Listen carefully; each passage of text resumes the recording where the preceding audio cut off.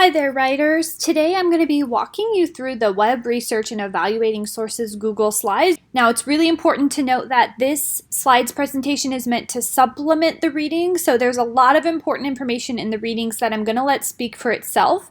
You want to use the textbook to learn that information, and then this is sort of just to hit a few key points and add a few tips and pointers that you're not going to find in the reading, as well as some applications. You should have already done the readings by the time you get to this point. I've got some tips for you, and the book included some tips as well. So first of all, you want to try to use as specific search terms as possible. And so if you're writing on homelessness, not just homelessness, but homelessness in Kansas City, homelessness rates in Kansas City, and those will help you find much better types of sources. So for example, if I were to just search homelessness, you're going to find a lot of opinion type sources, a lot of politically biased sources, a lot of entertainment sources. You're going to get Wikipedia. But if you do homelessness in Kansas City, the results will be a lot more specific and valuable to you. So suddenly, I didn't even search statistics, but we get the point in time count, homelessness statistics, as well as some news stories. So those may be really, really helpful to you in this first paper as well for defining the issue, explaining the issue. Thousands of Kansas City area teens. So actually, teen homelessness in Kansas City then is getting even more specific. And that could be a really good way to make your thesis a lot more narrow, is to get as specific as you can with the issue, who it's impacting, and where it's taking place in your search terms.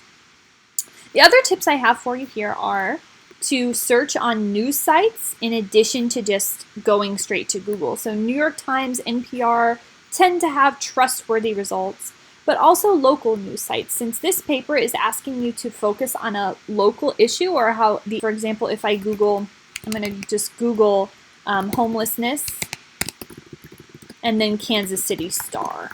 And so that's going to pull up kansascity.com results. So that will allow me to open, and these are going to be local news stories about your issue. So these again can help you define how big of a problem is this in your area, who does it impact in your area, etc. So some good information here, but they are asking you to subscribe, so you may not be able to read multiple articles from these local sites. The final tip here for you, which is where we're going with the rest of this presentation, is to avoid entertainment sites, propaganda sites, and sites with political agendas and strong political bias. So if you have a site that leans a little bit left or leans a little bit right, but still includes truthful, factual, fact-check statements, that can be okay, but you want to avoid anything that's really far left or really far right, as often they sort of overlook evidence for the other side. How you know when you have a biased source, I've got here for you some signs of a fair source and some signs of a biased source. You want to avoid any sites that have really emotionally charged language or an emotional tone. So they use really dramatic words. Those can be signs that they have an agenda, that they're trying to sway you, not using logic, but sort of in a sneaky emotional way. You want to avoid anything that's just based on personal opinions that they make seem like facts. Any site that makes personal attacks, or any site that has too much advertising or political endorsement, because again, they have an agenda to make money or to sort of support a particular political side instead of just giving you facts and information. So let's take a look at some websites that are not very good sources of information. So Bustle's not always awful, but I really want you to be aware of some red flags that can indicate you have an entertainment site instead of a serious site. So here are some of those. This article has some really good things. It has links to sources. So each of these links you to sort of an actual citation. However, these goofy things here, these GIFs or GIFs, are a sign that this is meant for entertainment more so than information. So it's a less academic, less smart type of source.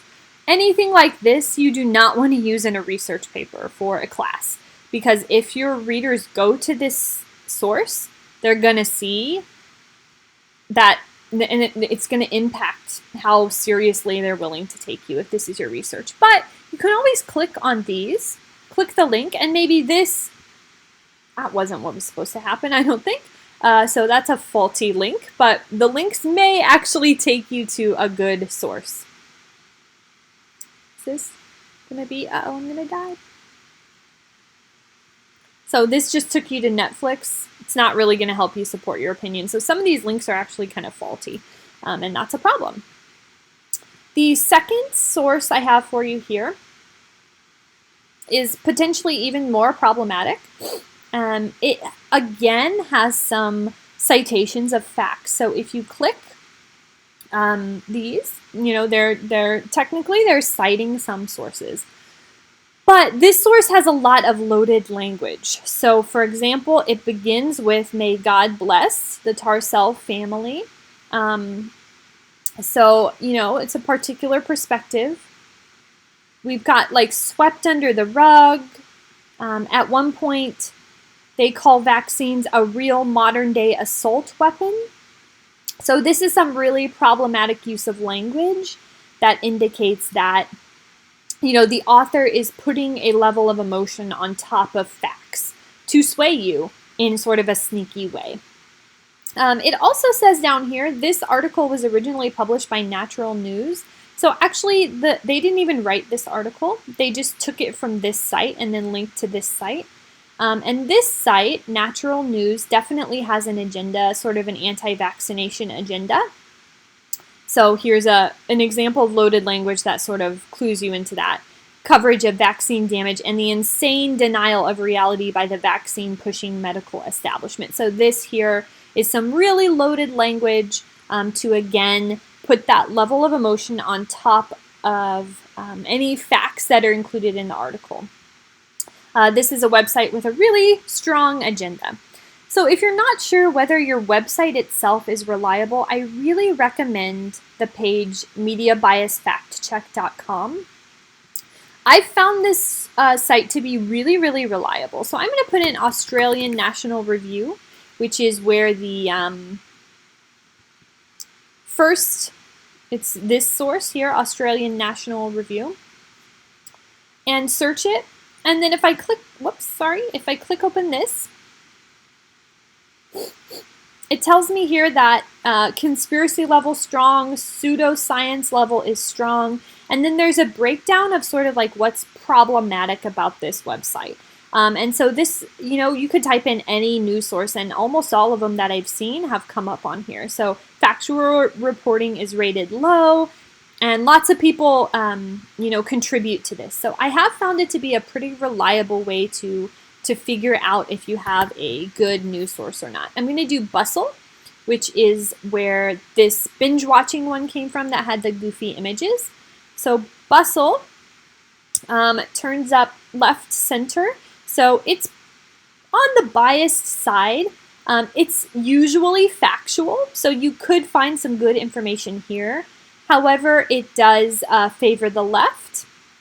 So it's going to be a little bit left leaning. And it's also, an entertainment type of website in a lot of its reports. So that can be problematic as well.